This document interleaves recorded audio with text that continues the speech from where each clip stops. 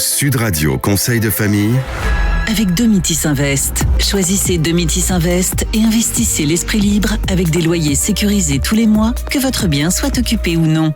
Bonsoir à toutes, bonsoir à tous, bonsoir Stéphane Moller. Bonsoir Olivier. Vous êtes le président et le fondateur du cabinet Via Wealth Management. Ce soir, nous allons répondre à Claude. Claude qui s'interroge sur l'intérêt de mettre sa résidence principale dans une SCI. C'est un sujet qu'on a déjà abordé par le passé. Ouais, comme souvent Olivier, je vous répondrai évidemment qu'il n'y a pas de réponse toute faite. Heureusement, sinon il n'y aurait pas de chronique non plus. Stéphane, petit rappel, qu'est-ce que c'est au juste une SCI ? Alors la SCI, Olivier, c'est une société civile immobilière. En fait, c'est une forme toute simple de société qui permet d'acquérir, le plus souvent dans un cadre familial, un bien immobilier et d'en partager la jouissance, mais aussi les coûts. Et dans quel cadre doit-on créer une SCI ? Eh bien, la création d'une SCI répond essentiellement à deux objectifs. 1. Organiser sa transmission. 2. Protéger son conjoint survivant.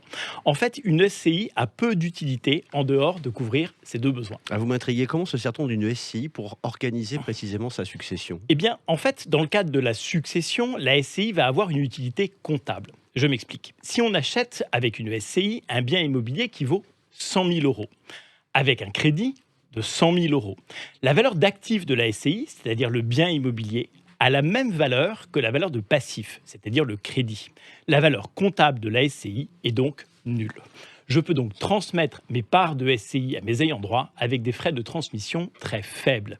La SCI a donc un intérêt successoral, essentiellement si les biens sont acquis à crédit. Intérêt non négligeable. Et le second intérêt de la SCI, Stéphane ? Eh bien, il est de protéger mon conjoint survivant. La SCI peut permettre à deux époux qui le souhaitent que la gestion de la SCI soit conservée par l'époux survivant après le décès de l'un d'eux.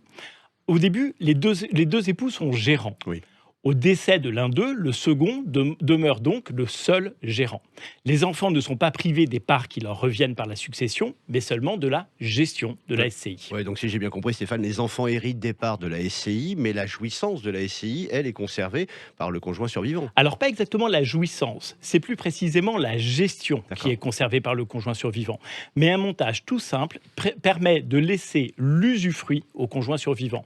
En fait, c'est le but ultime de la protection du conjoint survivant. Ouais, preuve au passage, si besoin était, qu'un gestionnaire de patrimoine, ça sert donc aussi à ça, à organiser le patrimoine familial. Merci Stéphane.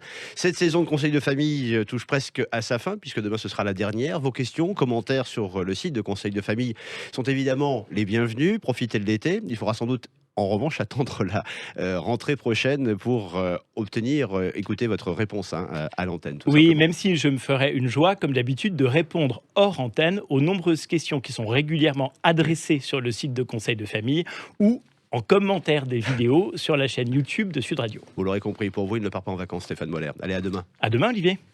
C'était Sud Radio Conseil de famille Avec Domitis Invest. Choisissez Domitis Invest et investissez l'esprit libre avec des loyers sécurisés tous les mois, que votre bien soit occupé ou non.